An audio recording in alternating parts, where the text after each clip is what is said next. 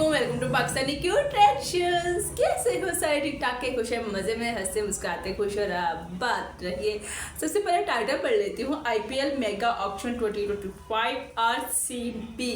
अगर कुछ हिंदी में लिखा हुआ है तो दरअसल आरसीबी को ना आजकल बड़ी ही मुसीबतों का सामना करना पड़ रहा है, क्योंकि उनके पास कोई प्लेयर नहीं है खेलने के लिए, कोई अच्छा प्लेयर नहीं है ना। अब उन्होंने क्या करना है कि विराट कोहली के साथ खेलना है, और जाहिर सी बात है फिर ऐसे तगड़े इंसान के साथ मुकाबला हो जाए प्लेयर्स के साथ में, तो फिर टेंशन तो बनती है, फिर रहता फैल जाता है, समझ लीजिए। तो मुझे लगता है उन्होंने अपना कुछ ना बजट बचाया है, कुछ और कहीं ना कहीं इन्वेस्ट कर दिया है, जिसकी वजह से वो कहते हैं चलो कम से कम से फ़ायदा तो कुछ ना कुछ होगा। पता नहीं हारना ही है ना इन्होंने।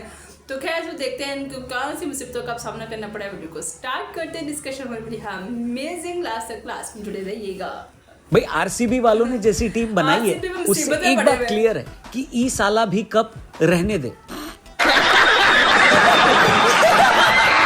नमस्कार, मैं हूं रौनक, रणतंत्र देख रहे हैं आप। और आईपीएल कौन सी टीम जीतेगी इसका सिर्फ आधा फैसला ग्राउंड में होता है, आधा ऑक्शन में हो जाता है। और ऑक्शन जब मेगा ऑक्शन हो जहां पर आपको पूरी टीम बनानी है तो फिर ऑक्शन और भी ज्यादा जरूरी हो जाता है। सऊदी अरब में लगातार 2 दिन हुए ऑक्शन में हमने कई खिलाड़ियों को बिकते हुए देखा। कुछ को इतने पैसे मिल गए कि अब वो एक आईपीएल खेलने के बाद जिंदगी में कुछ ना करे तो भी उनकी 7 पुश्तें मगरमच्छ की तरह पड़ी रह सकती हैं। कुछ खिलाड़ी ऐसे भी थे जो बेहतरीन थे, लेकिन भैया मुझे डॉक्टर की हैंडराइटिंग तो समझ में आ जाएगी, लेकिन ये कभी समझ में नहीं आएगा कि वो खिलाड़ी बिके क्यों नहीं। खैर, मेरे बोलने से क्या होता है, जब मेरी टीम होगी तो मैं खिलाड़ी खरीदेगा। अभी तो मेरे पास पॉपिंस खरीदने के भी पैसे नहीं है। आपके हिसाब से कल यानी ऑक्शन के दूसरे दिन सबसे बेहतरीन खरीदारी किस टीम ने करी है? कमेंट करके बताइएगा। फिलहाल मैं आपको बता देता हूं कल यानी दूसरे दिन क्या रही ऑक्शन की सबसे बड़ी हाईलाइट। नंबर 1, परसों की तरह कल भी आरसीबी वालों ने अपने फैंस से भर भर के गालियां खाई। अब मुझे समझ में आ गया कि आरसीबी के फैंस चेन्नई, मुंबई और कोलकाता से परेशान नहीं रहते, अपनी ही टीम की मैनेजमेंट से परेशान रहते।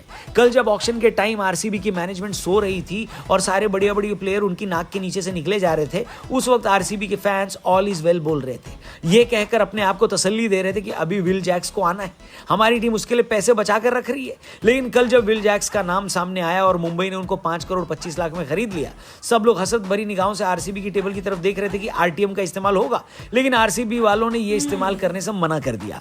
फैंस को तो 440 वोल्ट का झटका लग गया, उनके सर से आसमान चला गया, पैरों के नीचे से जमीन खिसक गई। समझ में नहीं आया कि आखिर आरसीबी वालों करना क्या चाहते हो भैया। खुद आकाश अंबानी को यकीन नहीं हुआ, वो अपनी टेबल छोड़कर आरसीबी की टेबल पर आए और हाथ मिलाकर थैंक यू बोला कि आरटीएम का इस्तेमाल नहीं किया आपने, बड़ा अच्छा लगा।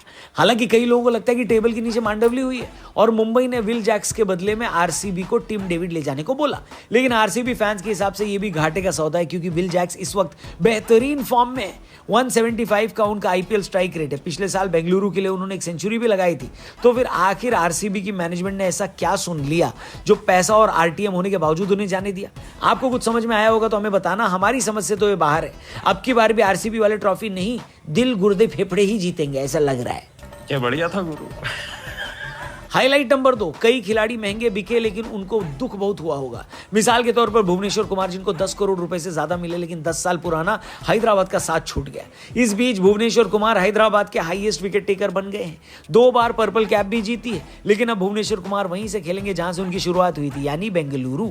हालांकि भुवनेश्वर के लिए मुंबई ने भी बोली लगाई थी, लेकिन फाइनली उन्होंने दीपक चहर को अपनी टीम में शामिल किया, यानी मुंबई की बॉलिंग लाइनअप होने वाली है बुमराह, ट्रेंट बोल्ट और दीपक चहर।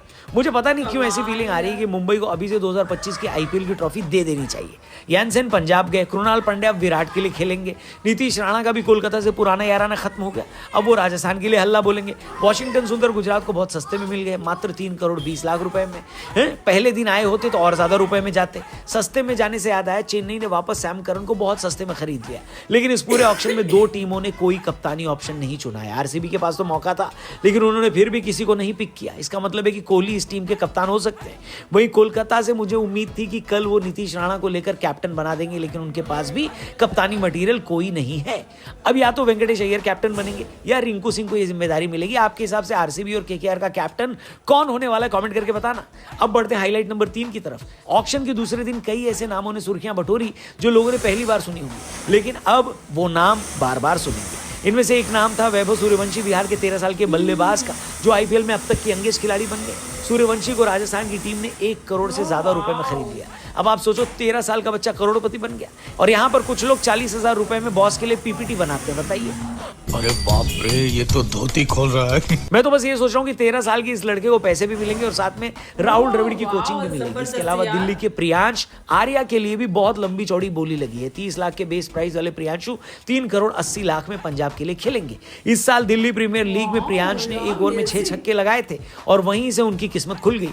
लेकिन हैरानी की बात यह है कि आईपीएल विनिंग कप्तान डेविड वार्नर अनसोल्ड रहे और अब शायद आईपीएल कभी नहीं खेलेंगे वो। और भी ज्यादा ताज्जुब तब हुआ जब लॉर्ड शार्दुल ठाकुर भी नहीं बिके। लेकिन सच बताऊं तो मेरा दिमाग तब खराब हुआ जब अर्जुन तेंदुलकर का नाम आया और मुंबई वालों ने पेडल नहीं उठाया। मेरा तो भरोसा ही उठ गया था भाई साहब दुनिया से कि अब यहां पर नेपोटिज्म भी नहीं चल रहा है, बताइए क्या बात कर रहे हैं? लेकिन स्क्वाड के प्लेयर पूरे करने के लिए एक बार फिर अर्जुन का नाम सामने आया और अब की बार 30 लाख में उनको खरीद लिया गया। अब नेपोटिज्म पर मेरा भरोसा एक बार फिर से कायम है। और अब मैं इस बात पर कायम हूं कि मुंबई की टीम इतनी खतरनाक दिखाई दे रही है कि आईपीएल क्या दुनिया का कोई भी कप रख दोगे तो वो लोग जीत जाएंगे। गुजरात और हैदराबाद भी सही लग रही है। आपको क्या लगता है कि किस टीम ने बेस्ट स्क्वाड बनाया है? कमेंट करके बताना। हम आपसे मिलेंगे कल, थोड़ी सी और डिस्कशन करेंगे आईपीएल ऑक्शन पर। बस आप चैनल सब्सक्राइब करके जाना, फेसबुक पे देख रहे तो पेज को जरूर लाइक करना। सी यू टुमारो, गुड बाय। और यार जबरदस्त, वैसे भी आज ही भाई बहुत जबरदस्त और अच्छे और एनर्जेटिक जो वीडियो बनाते हैं कि मतलब बोर नहीं होता है बिल्कुल, और बड़ी खड़ी खड़ी बातें जो है वो कह रहे होते हैं। जिससे अच्छा एक यहाँ पे प्लेयर का नाम है, 13 साल के बच्चे को यार 1 करोड़ समथिंग पैसों का खरीदा गया। इतना यंगेस्ट और इतना मतलब 16 साल के सुना था शाहिद अफरीदी का, और सचिन भी मुझे लगता है 16 साल की उम्र में ही क्रिकेट में आए थे। लेकिन 13 साल का बच्चा, उसके लिए मुझे लगता है कि बहुत ज़्यादा डिफिकल्ट हो सकता है भाई, क्योंकि बड़े बड़े प्लेयर्स जाहिर सी बात आके खड़े होंगे और 13 साल के बच्चे को थोड़ा सा वो माइंड सेट भी वैसा नहीं होता है ना, एक फोकस वाला या प्रेशराइज वाला ना, थोड़ा सा बना ये मस्ती वाली लाइफ होती है। अगर मैं कहती हूँ अगर वो बहुत ज़्यादा अच्छा अपना 100% दे गए ना, तो ऐसी उनकी करियर की शुरुआत हो गई ना, क्या है मज़े ही मज़े हैं उसके आगे। अच्छा यहाँ पे एक और प्लेयर का नाम लिया गया था अर्जुन तेंदुलकर का ना, वो सचिन तेंदुलकर के बेटे हैं, जिसको 30 लाख में जो है वो खरीदा गया।